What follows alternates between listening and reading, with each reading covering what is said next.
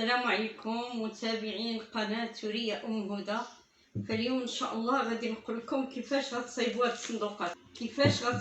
الصندوقات. هاد الصندوقة راه تقدو تديو فيها هدايا، تقدو انكم حتى الناس اللي هكذا كتكون عنده شي مناسبة ولا ان يقدر يعمل بحال هاد الصندوقة. فهاد الصندوقة سهلة. انا عندي واحد المناسبة فبغيت ندير هذه هديه لواحد الاستاذه، فاحسن هديه هي نتصايبها بيديا. فهذه ورده كما وريتكم في هذه الورده الحمراء، كما وريتكم في الفيديو.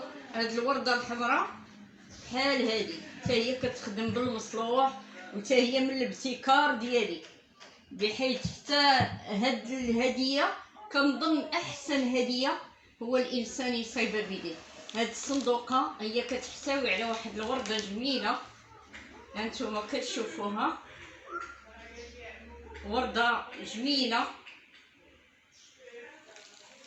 فالداخل ديالها هو هذا والخارج ديالها هو هذا. هاد لي ستراس هادو كيعطيهم لي واحد الانسان الله يجازيه بخير سميتو ياسر، مع الاخ ديالو رشيد الله يشافيه ويشافي هدى. فوريتكم ان هاد الصندوقه فيها واحد الورده بيضه اللي هي هديه لواحد الاستاذه، فكنطلب الله سبحانه وتعالى انها تعجبها، وهي من صنع من يدي ومن الابتكار ديالي. كذلك ان هذه واحد السيده عزيزه عليا حتى هي صايبت لها وحده، فاحسن هديه وهي الورده. فسولت اي لون كتبغي فقالوا لي الازرق، فخدمت لها ورده بالازرق. كذلك نتوما راه تقدروا تخدموا هذا النوع من الورد، يعني ماشي واعر بزاف، راه وريتكم في الفيديو. فهنا برا حاولت انني ندير واحد الصدفه، فهي دايره بحال شكل الجوهره، ودرت شويه ديال السخيفه اللي كيعطيوها لهاد الناس. يوسف الله يجازيه بخير هو والاخ رشيد، نطلبوا الله سبحانه وتعالى يشافي له ان شاء الله الولد ديالو. فقلت ان هادو يمكن يصلحوا حتى الا كانت عندك شي مناسبه او الا كانت عندك شي خطبه، راه تقدر تستعملهم لان ساهلين في الصنع ديالهم.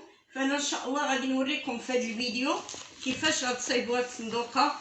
فهاد الصنع ديال هاد الصندوقه كرتونه، يعني كرتونه عاديه ومقص، واي ثوب بغيتو تكون الغطاء الفوق اي ثوب، اولا هاد البابي اللي كيلصق.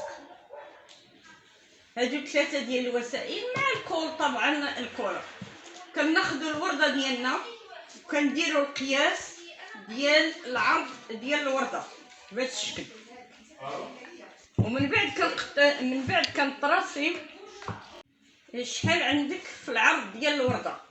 من بعد كتقطع بهذا الشكل الكرتونه، تبقى غادي مع الكرتونه حتى تدورها.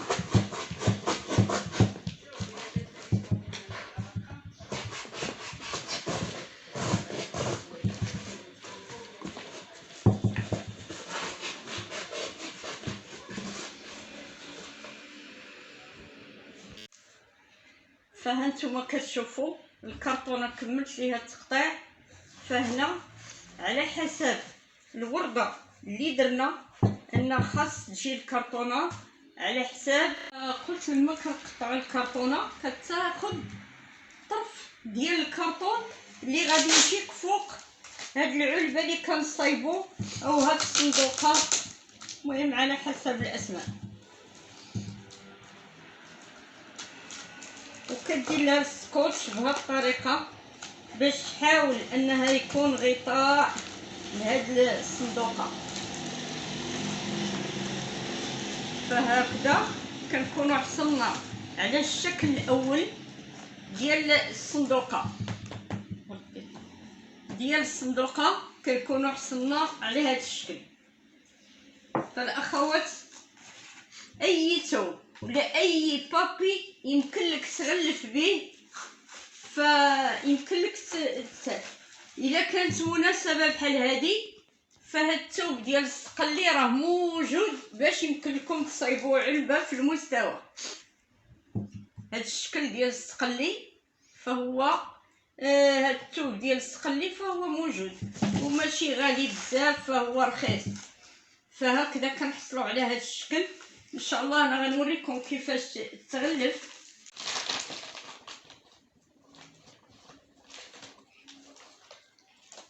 كتبداي تغلفيه بهذا الشكل. الا عندك هذا البابي راه موجود الحمد لله في السوق. باش تكون هديه في المستوى كتكون ضروري انك خصك ديري شي بابي اللي يكون حتى هو نيت، لان الهديه تهادى وتحاب، وهذا القول ديال النبي صلى الله عليه وسلم في الهديه محبه. وحتى اذا كانت هديه وعندها القيمه راه ساهل. هذا هو التغليف، يعني ماشي شي حاجه. كيبقاو الجناب، احنا كنبقاو غاديين مع الجناب حتى كنحصلوا على هذا الشكل.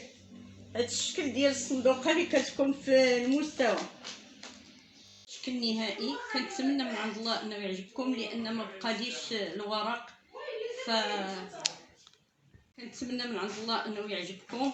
المهم الورده لداخل وفي الفوق ان كاين هذا البابي. كنتمنى من عند الله سبحانه وتعالى. هما هادو، ولما كتفتح الهديه هي هذه اللي كنتمنى من عند الله انها تعجب داك الناس اللي غاديين عنده. فهذه الزرق وهذا البيض.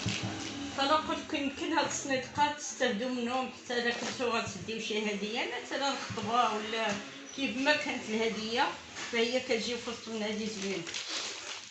اللي بغيت نوريكم هو ان اخر لوحه اللي رسمت، وهي هذه ديال واحد البلاد في بريطانيا.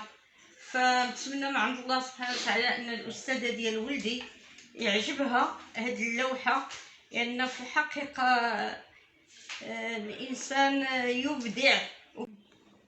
فاجدد الشكر ديالي للاخت اشرف، لان هي اللي كتمدني بهذا البابي، كذلك الاخ يوسف والاخ رشيد، اللي كنتمنى الله سبحانه وتعالى يشافي لولده ويخليهم ان شاء الله.